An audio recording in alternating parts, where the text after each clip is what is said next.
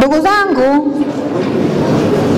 ningependa tukumbushane mambo machache. Maadhimisho ya siku hii ya ukimwi duniani tunaiadhimisha kutokana na matukio kadhaa na majanga mengi yaliyosababishwa na ugonjwa wa ukimwi, vikiwemo vifo vya ndugu, jamaa na marafiki, wanawake na watoto ambao ndio waathirika zaidi wa janga hili. Lakini vile vile mtakubaliana nami nikisema kwamba ukimwi umepoteza ndugu, jamaa na marafiki, wataalamu mbalimbali wa serikali na taasisi binafsi. Matukio hayo ambayo nimeeleza yamekuwa ni chimbuko la kuwepo siku hii maalum duniani ili tukutane, tufahamiane na tutahadharishane hatua endelevu za kupambana na janga hili. Kauli yetu ya pamoja juu ya mapambano dhidi ya VVU na ukimwi ni ya muhimu katika kuhakikisha tunawaokoa ambao hawajaambukizwa, tunawatibu na kuwatunza ambao wanaumwa na kuwasaidia walio katika umaskini unaotokana na ukimwi.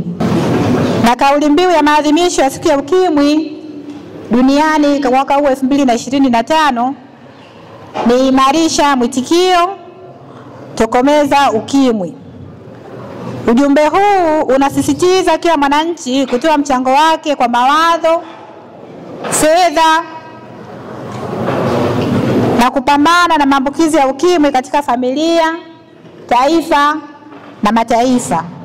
Hivyo nitoe rai kwa wataalamu wetu kuendelea kutoa hamasa, watu kuendelea kupima, kwani watu wengi wanadhani ukipimwa ukikutwa na VVU ndio mwisho wa maisha. Sio mwisho wa maisha.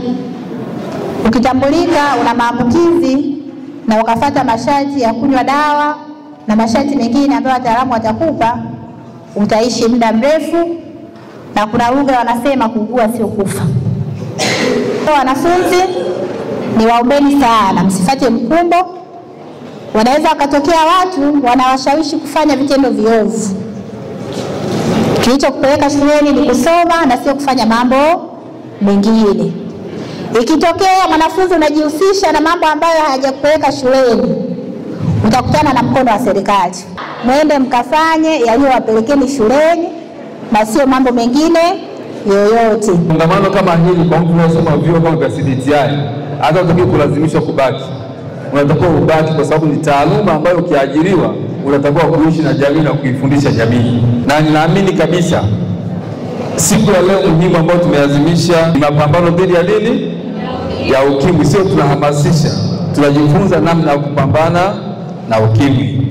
Tujikinge, tujilinde, lakini pia tukiwa tunaendelea kuazimisha kampeni ya siku 16 ya kupinga ukatili wa kijinsia.